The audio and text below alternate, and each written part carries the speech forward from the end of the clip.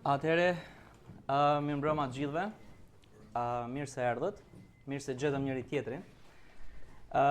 Ky është një aktivitet i radhës, para se të vazhdoj me protestat, me aksionet e Lëvizjes Bashk, në lidhje me situatën në për cilën po kalojmë. Siç mund ta keni pa, sot kemi pas edhe një protestë në Durrës, në lidhje me këto vërshimet e fundit, duke qenë se ne e konsiderojmë që vërshimet nuk janë thjesht fatkeqësi natyrore. Fatkeqësi natyrore është shiu i rrëmbyeshëm, po vërshimet janë pasojë e keq menaxhimit të kanaleve të kullimit, të një organizimi, planifikimi urban të duhur.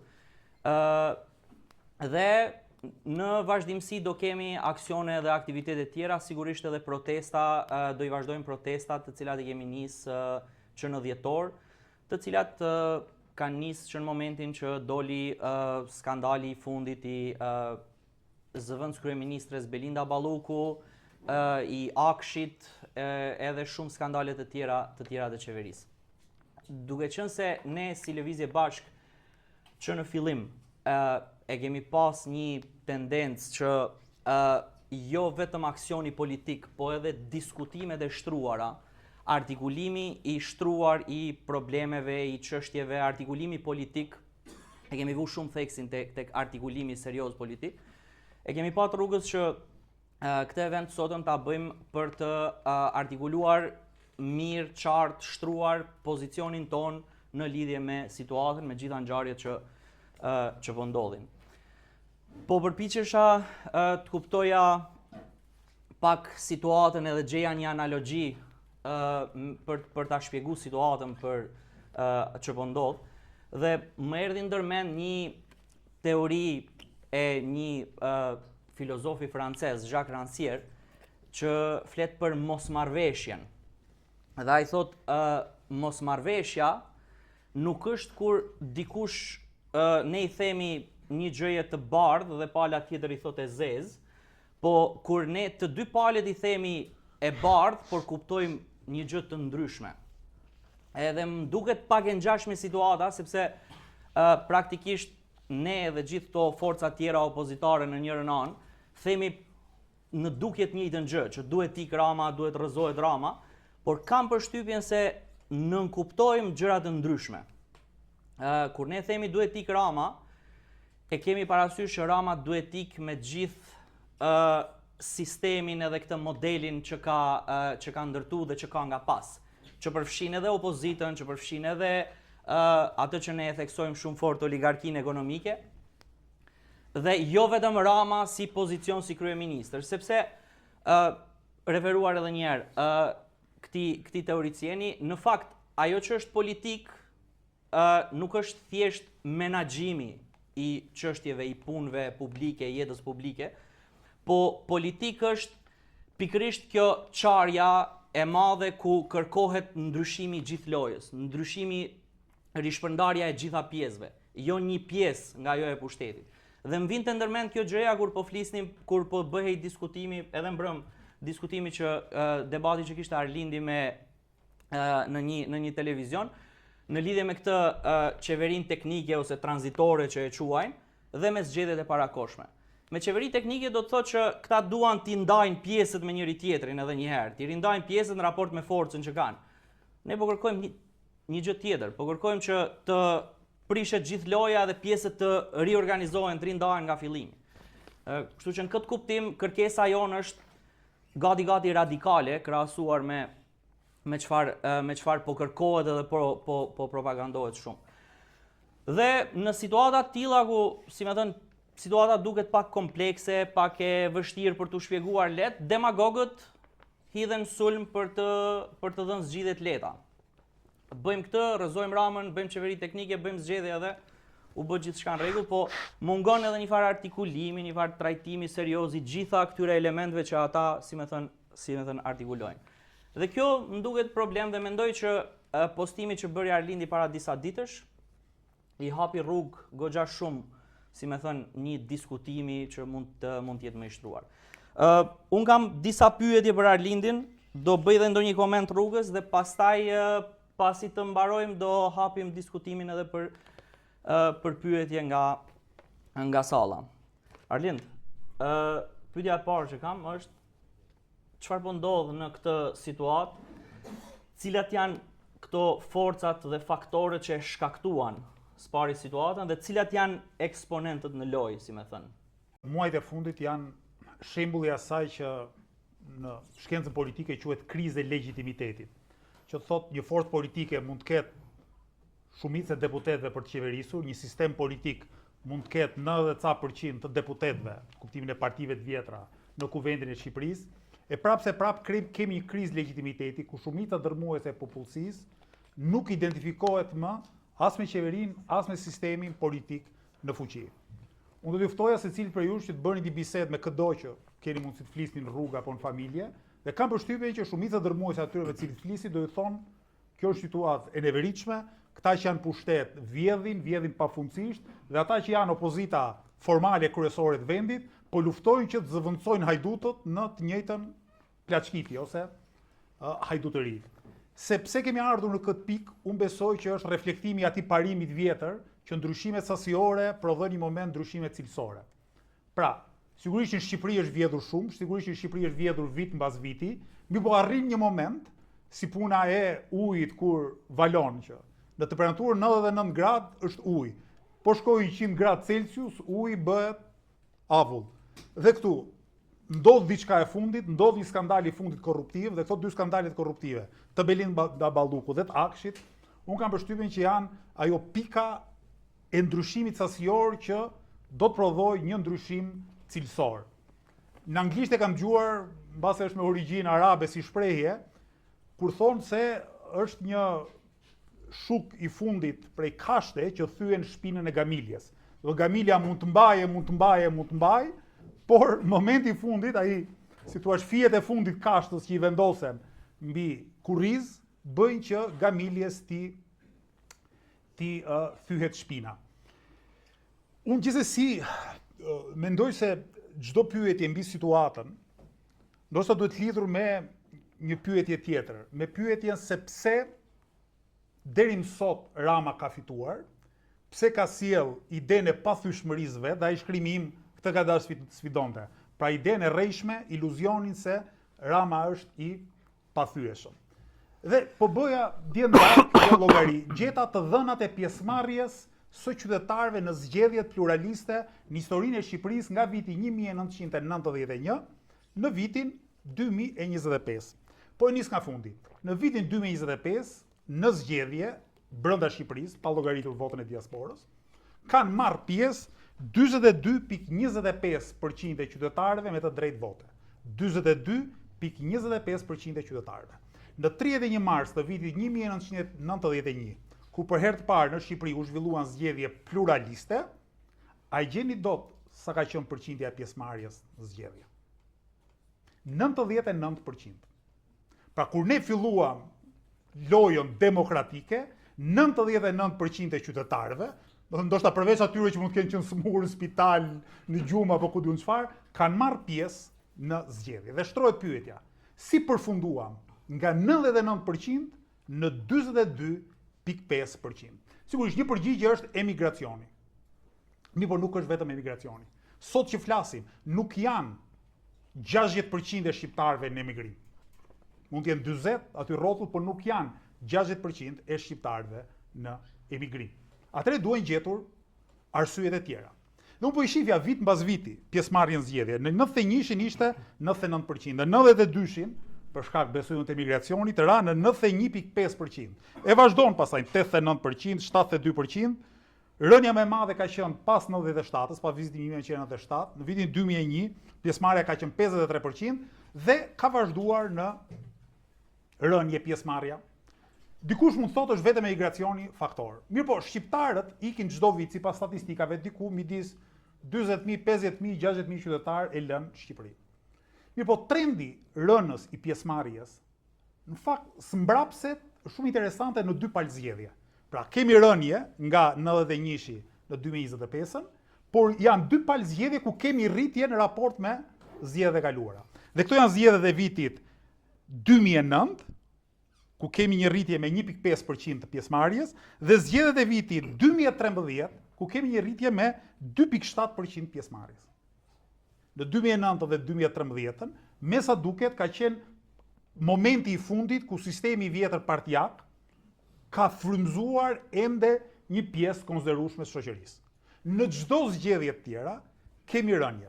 Interesant është fakti po ashtu se 2 herë që PS-ja ka fituar me rezultat thellë në se i bie 3-4 mandatet e fundit, 4 mandatet e fundit, në vitin 2017, ku për herë të parë siguroi shumicën vetë për qeverisë, dhe në vitin 2025, në të dy këto raste që PS-ja ka fituar, kemi rënjen më të fortë të përqindjes pjesëmarrjes votimeve që nga viti 2001.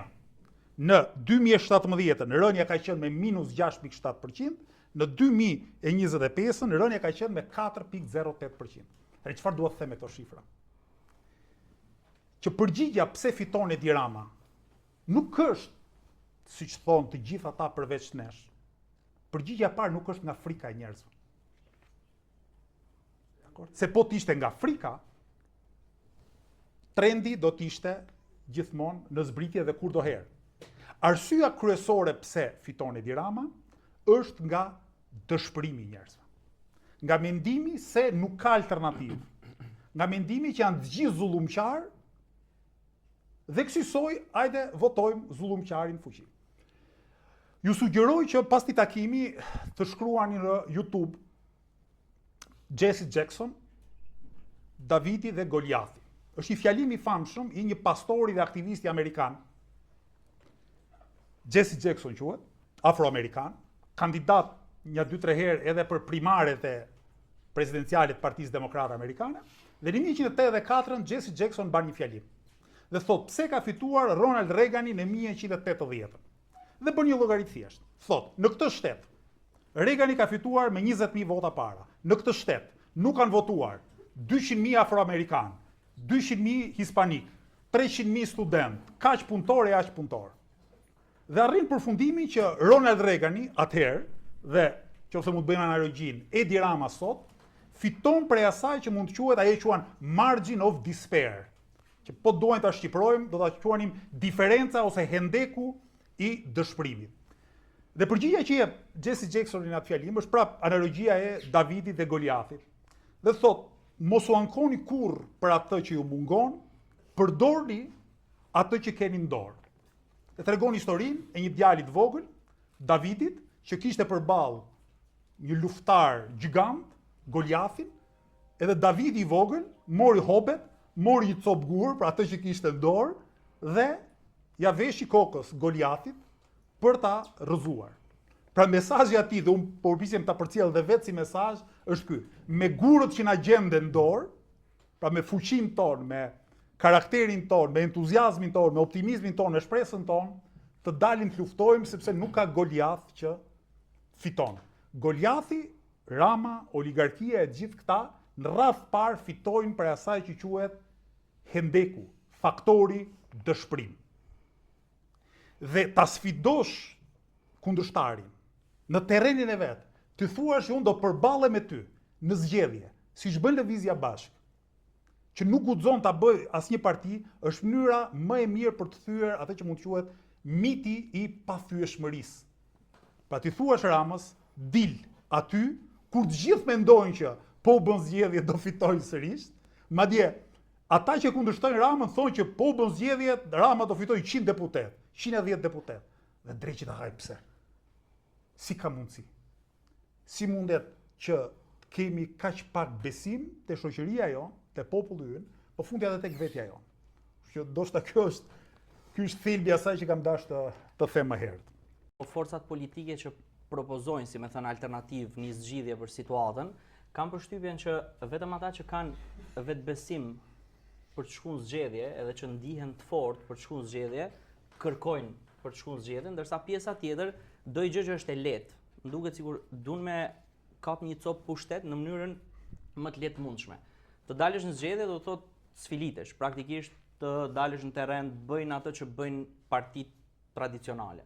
Të organizohesh, dalësh, bësh të që thu bësh rolin e Davidit, kapësh gurin edhe ti sulesh Goliatit me fuqinë tënde. Ndërkohë që rruga e lehtë është kjo që bëjmë qeveri teknike, marrim pjesë, bëjmë diçka. Tani frika që thua ti Arlind që ju vjen njerëzve nga si më thën, ose ky qëndrimi që Rama mund të fitojë. Kam përshtypjen që mund të jetë disi i arsyeshëm në kuptimin që realisht Rama është i fortë dhe ne e shohim që po dobësohet, po nuk e kuantifikojmë dot, nuk e kuptojmë dot sa. Dhe frika e njerëzve është që mos kjo do e legjitimonte pozicionin e Ramës nëse ne shkojmë në zgjedhje dhe Rama fiton prapë. Megjithatë, un kam një kënd vështrim për këtë gjë. Edhe nëse ndodh kjo, edhe nëse ne shkojmë zgjedhje supozojmë, edhe Rama fiton, por ama ndryshojnë balancat e forcave, Rama bie, Lëvizja Bashkë rritet, PD-ja bie ose rri aty ku është, tregon një trajektore. Dhe kjo trajektore do frymëzonte shumë njerëz, edhe nëse rrezimin e Ramës do e shtynte pak në kohë. Paktën këtë perceptim kam unë. Dhe kam frikë që ky lexim i njerëzve që mbase mund të fitojë dhe do të dëshpërohemi të gjithë i trem pak. Rama do i kishte thirrë tashmë zgjedhjet e parakohshme. Rama do i kishte dorëzuar Belinda Ballukun. Edhe kishte thirrur zgjedhjet e parakohshme. Fakti që nuk e bën tregon se ka frikë dhe kush ka frikë të fton dobësinë e vet, të paktën relative. Si ju thash, sot kriza e legjitimitetit është shumë më e lartë se dikur. Sot edhe ata që e kanë votuar Ramën në masë e shohin që gjërat nuk mund të vazhdojnë më kështu. Por ka dhe diçka tjetër. Sot është krijuar bindja në një pjesë të madhe të popullsisë se ka faktor që mundet ta kufizojnë, madje të kontribuojnë në rrëzimin e Ramës. Sot njerëzit vërtet mendojnë se Spaku mund të ngrej një akuzë për Ramën, mund ta thrasë Ramën si të pandehur, mund të kërkojë imunitetin e Edi Ramës. Nganjëherë ka dhe teori fantastike të tipit do i shkojnë të arrestojnë zyrë, nuk arrestojnë dot se para se arrestojnë duhet vendos parlamenti. Okay? Ka dhe teori pastaj të qartura që do vinë forcat delta amerikane edhe do e rrëmbejnë. As kjo nuk ka për të ndodhur. Pra ma çfarë tregojnë? Edhe këto ëndrrën me sy hapur. Tregojnë që ai sot është mjaft më i dobët se çka qenë më herët. Tjetra, Rama është parë si i fortë për arsyen se rivalët e tij më të afërt janë po aq të diskredituar si ai. Dhe qytetari thjesht bën dhe këtë llogari thotë, qofse alternativat janë një lloj të këqija, hajde mbajmë të keqen që është dominuese. Dhe ky është një këndvështrim shumë i vjetruar. Unë dua të bëj një analogji nga historia e teologjisë dhe e filozofisë. Ka qenë një teolog në fund të antikitetit, Shën Agustini. Edhe Shën Agustini kritikonte mendimin politik shoqëror, madje edhe filozofik antik. Dhe thoshte antikët rrotullohen në vend. Pra kanë një botkuptim ciklik, si puna e stinëve. Pra gjithçka rrotullohet. Gjithçka është përsëritje e pafundet e së njëjtës gjë, do thoshte Nietzsche. Pra, kemi Ramën, do vi Berisha, po iku Berisha, do vi prap Rama, dhe ky është mendimi dominues në shoqëri, mendimi rrethor. Pra gjithçka sillet rreth e qark të njëjtit vend.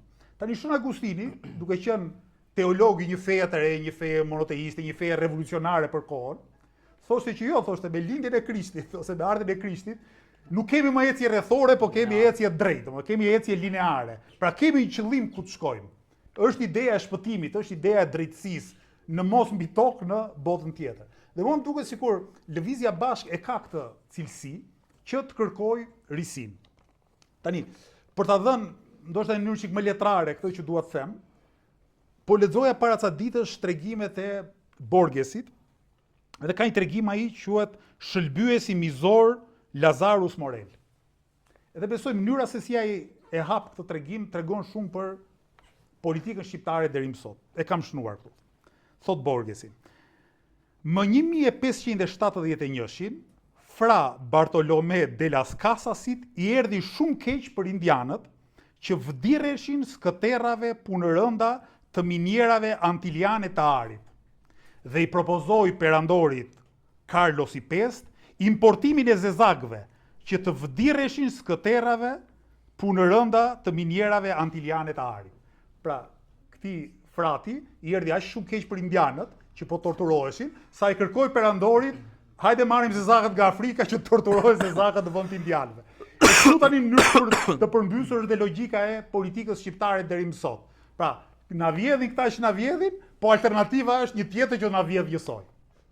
Jo, mund të prodhohet ereja në politik, mund të prodhohet ngjarja në politik, dhe që kjo të ndodh, duhet një subjekt politik që është e kundërta, moralisht, politikisht, në mënyrë se si e koncepton botkuptimin politik të vet, e sigurisht në strategjinë që përdor. Një teori e Badius që flet për ngjarjen, thotë ngjarja nuk është ndryshimi i një situate politike që shkon në të njëjtin ka, po është ndalimi në vend i një linje caktuar dhe hapja horizonteve dhe mundësive të reja për një trajektore të re. Ai thotë për shembull as zgjedhja e Barack Obamës nuk ka qenë ngjarje në Shtetet e Bashkuara. Më afër për të qenë ngjarje ishte Occupy Wall Street, protesta e njohur, sesa edhe zgjedhja e Obamës që në pikpamje të parë dukej shumë kështu revolucionare, domethënë edhe një gjë, një avancim shumë i madh të paktën i drejtave të komunitetit zezak. Thënë kjo, çfarë do ishte ngjarje në Shqipëri? Sepse kam përshtypjen që nuk do ishte ngjarje thjesht rrëzimi i Ramës. Do ishte ngjarje nëse arrin dikush të krijoj bindjen tek njerëzit që mundet më mirë në të gjitha kuptimet. Domethënë që është e mundur, ose le ta themi kështu atë fjalën e famshme që e kam vjedh, Shqipëria bëhet megjithëse ka shumë probleme, domethënë, që mund të bëhet. Tani koncepti i ngjarjes, filozofinë e Badius, nuk kupton diçka të madhe, diçka tronditse. Zakonisht qindra mijëra njerëz që dalin në shesh, një revolucion, një lloj spektakli apo festivali të madh të popullit. Edhe ngjarjet në historinë e njerëzimit nuk është janë shumë. 4-5 janë revolucionet me impakt global.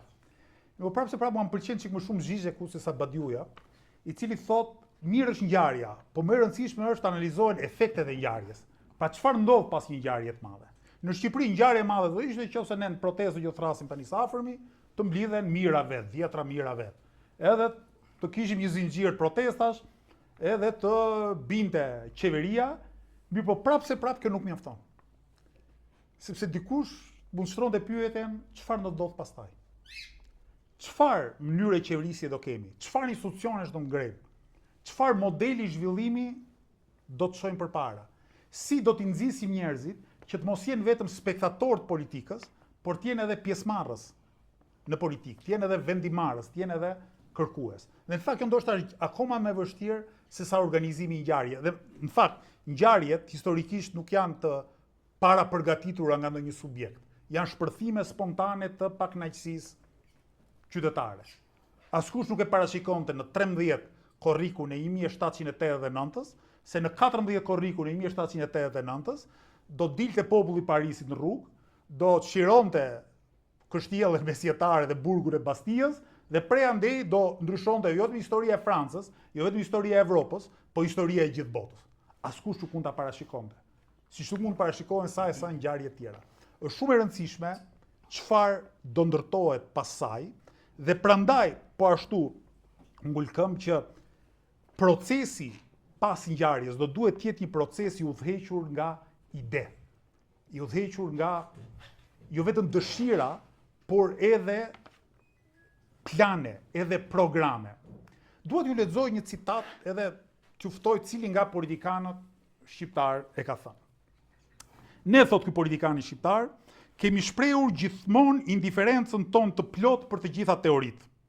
Ne jemi aristokrat dhe demokrat, revolucionar dhe reaksionar, proletar dhe antiproletar, pacifist dhe antipacifist. Cili politikan shqiptar e ka thënë këtë? Kujt ju duket ju se ka, si thua, mund ta ketë thënë diçka të tillë? Rama, Berisha, Ilir Meta, Lulzim Basha, Fatos Nano, ku diun, po marr këto personazhet më të rëndësishme. Kujt i shkon më shumë kjo shprehje, që ne kemi shpallur indiferencën tonë për gjitha llojet e teorive, ideve, programeve, dhe jemi të gjitha njëkohësisht, demokrat dhe antidemokrat, domethënë aristokrat, pacifist dhe antipacifist, proletar dhe antiproletar. Kujt i shkon më shumë kjo gjë? Nano si shkon, a? Ngjela, Rama, kush? Rama thoni ju? I ngjan Ramës? Gjithçka dhe kundërta e gjithçkaje. Pa mendoni se si shprehje, si thua, është e thënshme në Shqipërinë e sotme kjo? Më ka njerëz politik që mendojnë vërtet këtë gjë? E mendoni? Për 8 Maj, këto gjëta për 8 Majtës e të djathtës. Unë mendoj që është ABC-ja e politikës shqiptare kjo. Domethënë, pavarësisht se mund mos e ke thënë asnjëri nga këta, do i shkonte shumë secilit prej këtyre personazheve që përmendet ju. Dhe në fakt nuk e ka thënë asnjë shqiptar. E ka thënë Benito Mussolini në vitin 1124. Kreu i fashistëve italian, njeriu më vulgare, më i rrezikshëm njëkohësisht, që ish socialist dikur, pastaj u bë antisocialist, ish me punëtorët, pastaj u bë armiku i punëtorëve, ish për revolucionin, pastaj u bë me mbretin, ish ateist, pastaj bëri konkordatin me Vatikanin. Dhe kjo është politika shqiptare sot. Në 99%, 98% se 98.5% se 1.5% jemi ne në zgjedhje. Politika shqiptare kjo është kjo sot, pra që nuk do t'ja di njeri për idet, për koherencën, për programin. Hajde mo të kapim në gjë, thotë se ka Perëndia plot për të gjithë. Dhe kjo është edhe propozimet e tipit duam qeveri teknike. Çfarë nuk kuptoj? Të kemi të gjithë mundësinë, të kemi duart në tonë. Sot duart tort i ka Rama. Pse mos fusim edhe njëri dorën, tjetri këmbën, një tjetër gishtin, të gjithë fusim diçka duart aty, në mënyrë që kurdo që t'jen zgjedhjet e ardhshme, secili nga ne të futet në zgjedhje me paret e popullit. Domethënë me parat që ka vjedhur. Secili të ketë atë ministrinë apo drejtorinë që të punësojë militantë e partisë vet, edhe t'i kthejnë patronazhist. Për të mos thënë atë tjetrën pastaj që një bashkëqeverisje PS-PD do të shkërmoqte reformën drejtësi dhe do të sigurisht ndryshonte për keq edhe kodin zgjedhor, dhe këto janë deklarata që thuhen. Okej, një qeveri, këta e quajnë tranzitore, edhe thonë që kjo qeveri tranzitore do përbëhet nga disa intelektual, a thua se qeverisja është thjesht intelektual, domethënë, duhet jenë intelektual të përkorë që nuk janë të përfshirë në pushtet e tjerë, edhe nuk e marrin parasysh fare këtë rrezikun që potencialisht kjo do të thotë që një qeveri tranzitore do ishte në fakt reflektimi i raportit të forcave të subjekteve politike në vend. Tani, pyetja që kam unë është kështu, si më thënë, tendencioze.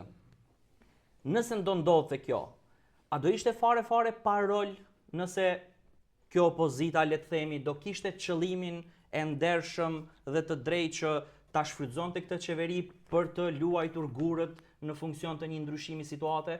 Domethënë, a është vetëm vetëm, si më thënë, e pamundur fare për opozitën që të ketë një rol në këtë lloj qeverie teknike? Për alternativa duhet jetë realist. Se ne mund të themi, bëj o zot Bislimin kryeministër. Mos e bëj. Rregull? Edhe na bëj të gjithë njerëzit më të mirë të këtij vendi në poste drejtuese, edhe Shqipëria do shpëtoj. Po nuk bëhet kjo as me të lutur, as me magji, as me nuska. Bëhet duke analizuar realitetin objektiv dhe raportin objektiv të forcave. Sot që flasim, Partia Socialiste ka 83 deputet. Dhe këtu o ndodh një revolucion i armatosur. Dhe Rama me 83 deputetët merr malin, ikën, çan edhe ferrën edhe nuk vjen kthehet më në Shqipëri, dhe pastaj s'ke nevojë as për qeveri teknike për asnjë gjë, se ja populli bëri revolucionin edhe e ndërtoi Shqipërinë nga para. Hiq këtë alternativë, çdo alternativë tjetër duhet marrë në konsiderat faktin që institucioni më i rëndësishëm në Republikën e Shqipërisë është Kuvendi, dhe në Kuvendin e Shqipërisë Edi Rama ka 83 deputet. Që çdo lloj qeverie e mundshme do të votohet, do të kushtëzohet dhe do të veprojë me ligjet që Rama me 83 deputet ka në dorë të bëjë. Rama sot që flasim nuk ka në dorë të bëjë ligje kushtetuese, pra të ndryshojë kushtetutën. Prandaj, unë besoj që ati i leverdis koncepti i qeverisë teknike, në qoftë se gjen ujdin me Berishën për të zhbërë reformën drejtësi. Pra që të zhbëj SPAK-un dhe GKK-on, Ramës i duhen 90 e kusur. 94 ka 2/3 e parlamentit? Ato nuk i ka për momentin. Nuk i ka. Që t'i ketë i duhet Sali Berisha. Dhe që sigurisht, që ta arri këtë objektiv, do duhet t'i lëshoj diçka Sali Berishës, se thuash, hajtë ndryshojmë në kushtetutën pa të dhënë diçka mbrapsht. Dhe mundet, shumë e mundshme që të ndodhë, në rast se ashpërsohen reagimi i qytetarëve, të ndodhë ajo që ndodhi në 2017. Unë kam menduar për 3 qeveri teknike që ka pasur Shqipëria deri më sot. Dhe qeveri teknike praktikisht do të thotë bashkëqeverisje e forcave kryesore parlamentare. Pra, ata që kanë shumicën, vjen një moment që për shkak të presionit të madh shoqëror apo të një krize shumë forte ekonomike, pranojnë të bashkëqeverisin me forcën kryesore opozitare. Në vitin 1991, herën e parë që u zhvilluan zgjedhje pluraliste në Shqipëri, kush është më i vjetër, e mban mend që fitoi Partia e Punës së Shqipërisë. 56 mos gaboj % e votave në proporcional i fitoi Partia e Punës së Shqipërisë. Mirë po, me që situata ishte shpërthyse, sidomos në qytetet e mëdha, klasa punëtore nuk bindej më, nuk shkonte në punë, bënte greva të përgjithshme, pavarësisht se PPSH-ja që rrugës u transformua në Parti Socialiste në qershorin e 91-shit, kishte fuqinë për të qeverisur institucionale, nuk kishte fuqinë praktike, se pushteti praktik ishte kaluar në, po themi, mes njerëzve të thjeshtë. Dhe kështu ram dakord, do bëjmë një qeveri, aso kohë quaj, kush ma kujtoj, qeveria e stabilitetit. E mbani mend, qeveria e stabilitetit dhe kryeministri ishte Ylli Bufi. Dhe në fakt ka qenë qeveria më problematike, më pa autoritet. Do thënë, sa është vjedhur e shkatruar Shqipëria në midis 91-shit edhe marsit 92 kur fitoi PD-ja dhe kishim të qartë kush po qeveriste, nuk u shkatruar ndonjëherë. Pra midis marsit 91 dhe marsit 92 u plaçkit çashini ju, do të thotë, uzina e gjithçka tjetër, toka. Pse? Sepse praktikisht nuk ishte qeveri. S'kishte, po s'kishte as buk, kriza ishte e gjithanshme, s'kishte asgjë. Pra ishte tamam, unë e quaj drama atë. Drama. Momenti dramës, qeveria Ylli Bufi dhe pastaj Vilson Ahmetit, ka qenë në muajt e fundit. 1997. Edhe aty shpërtheu gjithçka. Dolën armët sheshit, u detyrua Berisha, tulin tryezme PS-n asaj kohe, edhe të bashkëqeverisnin. Mund ta quajmë qeveria tragjedisë, sepse 3000 vet thonë që u vranë në 1997. Pa për të bërë ndryshimin politik u desh të digjej Shqipëria. Mirë po, ne kemi edhe momentin e komedisë. Kishim dramën, tragjedin, momenti komedisë është 2017.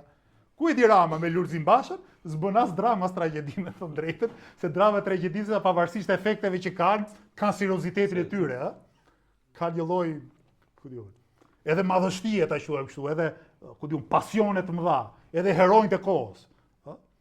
Ama në 2017 s'kishim as heronjë asgjë, kishim vetëm personazhe qesharake, kishim një çadër, që aso kohë e hapte Lulzim Basha, dhe në fund të asaj çadre, Edi Rama bëri pakt me Bashën që do hymë bashkë në zgjedhje, do të kesh gjysmat e ministrive, do të kontrollosh ministrin e brendshëm, madje mbaj mend PD-ja ka pas ministrin e brendshëm aso kohë, siç kërkohet sot që. Po ja hoqëm Ramës ministrin e brendshëm do bëhet nani. Vuri Lulzim Basha njëri, bilese mori dhe ushtarak lart, o generali, tha do të vënë aty ministrin e brendshëm, dhe ai ministri e kuptoi rrugës që edhe Çelsat mirë që ja kishin dhënë, do të thonë se nuk dinte çfarë ishte ministria, sepse praktikisht pushteti nuk është kush rrin zyrë. Pushteti është kush ka fuqinë për të marrë vendime. Dhe fuqinë që për të marrë vendime e ka ai që deri në momentin e fundit është në pushtet dhe ka shumicën parlamentare për ta prishur lodrën që ka ndërtuar. Prandaj po them, o Rama detyrohet ta rratiset me një kput se tjetra do i kenë ngelur në lut për të shpëtuar lëkurën.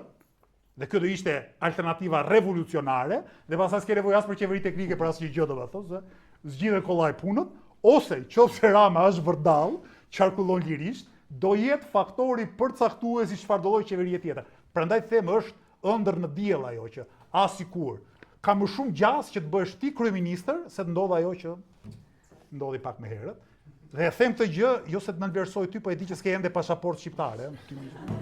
S'bën. Na duhet bashkimi kombëtar para se të bëhesh ti. Me xhaz më para do bëhet bashkimi se do marrum. Pyetjen, si më thën, pyetjen e radhës që kam unë, në fakt nuk e kisha planifikuar, po nuk e kisha planifikuar kështu, po ma ndruan mendjen disa familjar në kafe para se të vija këtu. Ma than kështu me një pesimizëm pak rëndues, domethënë. Këtu s'bëhet gjë, po nuk bën gjë ndërkombëtare. Ky është miti, krye miti i, si më thën, i diskursit, të paktën diskursit jo formal, domethënë të njerëzve. Cili është roli real i ndërkombëtarëve, sepse kemi situatë ku Rama nga tre llojet e legjitimitetit, atë juridik që Rama e ka se vazhdon të jetë pozitën e kryeministrit i zgjedhur me zgjedhje etj. Legitimitetin politik se vazhdon si me thënë të jetë në pozitë, ka shumicën, akoma thirrët në shumicën parlamentare, dhe legitimitetit moral i cili besoj që nuk diskutohet më, që është në pikjat, domethënë në rënje të pandalshme.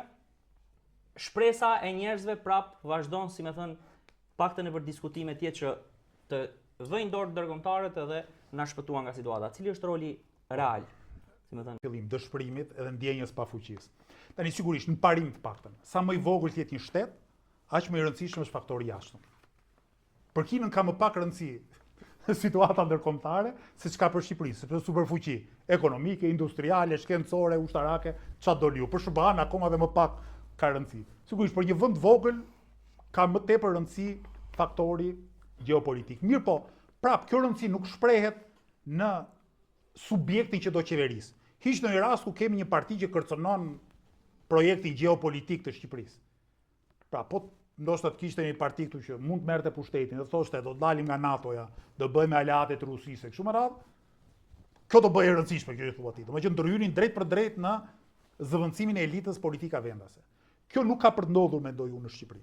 Nuk ka për të ndodhur sepse nuk ndodh askund brenda gardhit të vendeve, le të themi, që janë NATO ose janë aspirante për të qenë pjesë e Bashkimit Evropian. Kur nuk ndodh në Hungari, që nuk i kanë thënë Bashkimi Evropian Orbanit. Nuk ndodh. Mund ta kritikojnë gjithë ditën, mund thonë do t'i heqin fondet e kështu me radhë. Do i kishin bërë push 15 herë Orbanit. Dhe jo Trumpi tani, se Trumpi e kanë qik qef, po do ja kishte bërë Joe Bideni përpara. Në aleancë me Evropianët perëndimorët, kështu shkon teoria konspirative, do kishin hequr Orbanin. Kur as e kanë tentuar ta heqin Orbanin, jo më ta heqin, sigurisht që nuk kanë për ta bërë, as me Ramën, as me Berishën, as me njëri tjetër.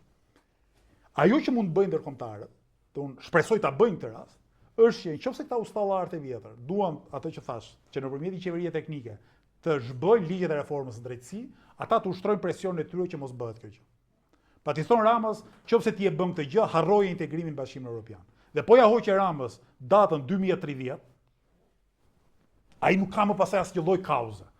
Do të çfarë është sot? Po s'ka asgjë domethënë. Që është i korruptuar e din gjithë, kanë dalë ujërat e zeza në sipërfaqe. E dinin që ishin poshtë ujërat. Tani kanë dalë sipër. E kur dalin sipër, pavarësisht se ti e di që aty kanë qenë, kundërbimi është shumë herë më i madh se sa kur janë poshtë. Pra humb gjithçka. Po unë vetëm këtë shpresoj dhe edhe në historinë e Shqipërisë, mua më duket shpesh herë si legjendë urbane e kjo, paracaktimi i fituesit. Nuk ka ndatë tamam as 92-shin. Edhe 91-92-shin që ka pas arsye gjeopolitike e kështu me radhë për që të PD-ja të vinden pushtet, prapë nuk mendoj që ka qenë faktori kryesor në 92-shin. 92-shin ka qenë pakënaqësia e njerëzve dhe shpresa që diçka e re po lind. Nuk është asnjëherë faktori jashtëm, në momentin që s'kemi kontradikta gjeopolitike brenda sistemit politik shqiptar, ai që përcakton kush do të na qeverisë. Tek pyetjet për sallën, unë kam edhe një pyetje, duke qenë se unë jam nga Kosova, edhe gjej rastin gjithmonë që ta sjell çështjen e Kosovës në diskutim publik. Jo për arsye personale dhe private, po mendoj se është e domosdoshme dhe është e rëndësishme që, si më thënë, diskursi politik të ketë një farë rezonancë edhe me çfarë ndodh në Kosovë. Dhe mendoj që e ka, dhe mendoj që, si më thënë, do e ketë gjithnjë më shumë. Ajo që dua të, si më thënë, ta diskutojmë ose ta shtrojmë si çështje është cili është roli i ngjarjeve që ndodhin në Kosovë. Le të themi fitoria ose modeli i vetëvendosjes. Ç'a mund të na mësoj, sa mund të na mësoj, dhe mbi të gjitha unë përpiqem gjatë gjithë kohës të mendoj çfarë mund të na mësoj të mos. Për mua është shumë e rëndësishme çfarë mund të na mësoj vetëvendosja të mos bëjmë. Si mos ta bëjmë. Dhe do doja një koment për këtë. Më kujtojnë që kur është themeluar lëvizja vetëvendosja? Në vitin 2005. 2005. Për herë parë ka hyrë në zgjedhje në vitin 2010. Është interesant fakti që prej ndoshta themelimit të shtetit shqiptar deri në, hajtë themi 2010-ën, gjithmonë kahja e ndikimit ka qenë nga Shqipëria në Kosovë. Edhe kahja e frymëzimit ka qenë nga Shqipëria në Kosovë. Në të gjitha ngjarjet madhore. Për një arsye shumë thjeshtë, Shqipëria u bë shtet. Kur bëhet shtet, ka administratë, ke politikë më të qëndrueshme, ke më shumë para, ke ushtri, ke shkolla, pastaj ke universitet, që pa diskutim që sa e sa shqiptarët e Kosovës janë frymëzuar politikisht nga gjithçka që ka ndodhur në Shqipëri në dekada, në 100 e ca vjet. Pa pikë në diskutim. Është interesant fakti që nga viti 2010 e këtej ka një përmbysje ose relative përmbysja e ndikimit. Pa vetëvendosja ka frymëzuar shumë njerëz në Shqipëri. Dhe kjo tregon për suksesin e asaj lëvizje, jo vetëm si sukses elektoral, se suksesi elektoral vjen pastaj, por mbi gjithë si sukses politik dhe ideor, pra si model i angazhimit, i organizimit. Ne për shembull, kush ka qenë këtu nga më të hershmit, gjithë organizatën politike, Jani, Redi, Giulianoja, këta që shoh këtu, domethënë, ne kemi pas diskutuar që në 2011 kur u njohëm me njëri tjetrin, e diskutonim modelin e vetëvendosjes dhe frymëzoheshim prej atij modeli. Dhe që kemi bërë ne, besoj e kanë bërë edhe të tjerë në Shqipëri që nuk janë marrë me politikë. Dhe mbaj mend që aso kohë e vinim në kontrast me Mjaftin, me organizatën Mjaftë, Erjon Veliaj. Dhe thoshim që shiko, ja modeli i korruptuar Mjafti, dhe po flas para se Mjafti të bëj partia, dhe konsiderojmë model të korruptuar, të sponsorizuar nga mediat, nga oligarkët, që është gjenezën e vet, dhe në anën tjetër, sa dje me vajzat reja, vetëvendosjes që me idealizëm luftonin edhe çonin përpara kauzat e tyre. Tani nga pikpamja strategjike, unë mendoj që duhet nxjerr shumë mësime, sa kohë vetëvendosja nga një grup aktivistësh ndruar në një parti e cila fiton shumicën e votave, 51% mos gaboj. 51%. Të përqind votave i fiton në zgjedhje proporcionale që janë shumë vështira, krahasuar me zgjedhjet majoritare ku sistemi është dypartjak. Për një sistem shumë partjak, fitosh mbi 50% është e rrallë në Evropë. Do thonë ju i fiton dhe Edi Rama. E diskutuam që mënyrën se si i fiton Edi Rama 52 apo 53%. Tani këtu duhet sigurisht nxjerr mësime. Mirë po, unë prapë mendoj që përveç virtyteve të atyre që e kanë themeluar vetëvendosjen dhe ka qenë aktivist dhe vazhdojnë të jenë aktivist vetëvendosjes, vetëvendosja ka pas një avantazh që për shkak të mënyrës se si ndërtohet historia ne nuk e kemi. Sepse korrigjo nëse e kam gabim, por për shkak të presionit faktorëve ndërkombëtar, e gjithë elita e vjetër politike në Kosovë është detyruar të bashkëqeverisë. Dhe vetëm të bashkëqeverisë, po edhe të bëjë marrëveshje komprometuese me Serbinë. Dhe vetëvendosja ka qenë një grup i vogël aktivistësh që shndrohet në parti dhe ka qenë antiteza e jo vetëm e qeverisë, po e gjithë establishmentit politik dhe antitezë shumë e qartë, pra nuk e ngatroje dot me 3-4 opsione tjera që dalin gjithë ditën në televizor.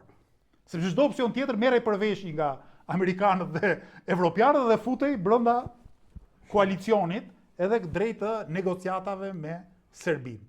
Me nuk e kemi këtë qartësi krahasuar me kontekstin e Kosovës. Unë mendoj që e kemi edhe një avantazh tjetër. Ne nuk e kemi urgjencën, këtë farë urgjencën historike.